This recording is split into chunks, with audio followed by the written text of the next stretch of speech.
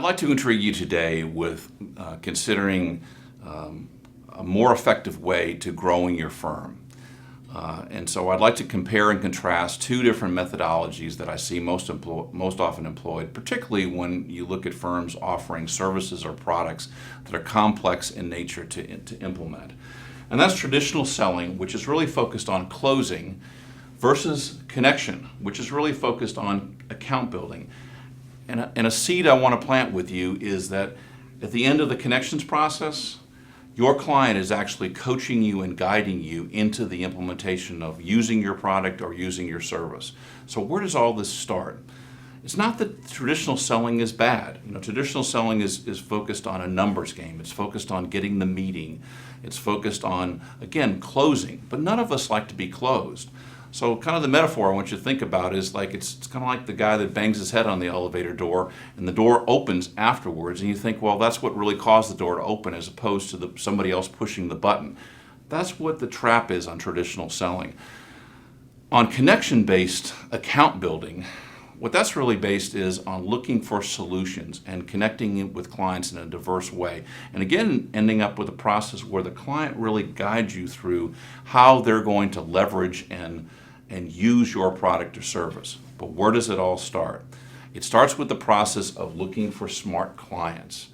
I don't mean literally smart clients. What I mean is clients that are open to solutions, that are open to looking at lessons learned, that are not, if they're in the higher education business, they're willing to look at somebody who's got some excellence of delivery in healthcare or excellence of delivery in the corporate world.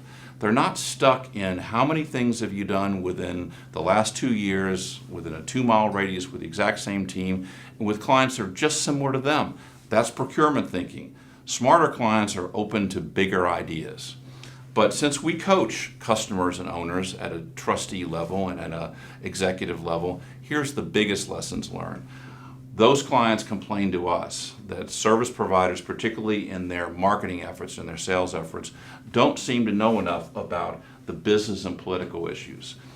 Here's what's simple, a simple way to get your arms around it. Almost every client can wrap that up into 6 different aspects. 1, who are they competing with? And not who are they competing with today, but who are they competing with from an evolving standpoint? Who are their customers? What's going on with their staff? Is it just a Gen X, Gen Y, a millennial issue, or is it using the diversity of today's workforce? Who are their stakeholders? Even if they're a not-for-profit, how is their operating model evolving? How are they making money? But the next big change that can lead to connection is who else is already connected to that client? That's a big clue. If you're trying to approach a healthcare system and you only see them working with an Oracle or an IBM or all the big brand names, that's a clue. Do you see them working with a firm that may have just been launched by a venture capital firm? That's a different kind of clue. Those firms can coach you on the most effective way to start a process and not just get the meeting.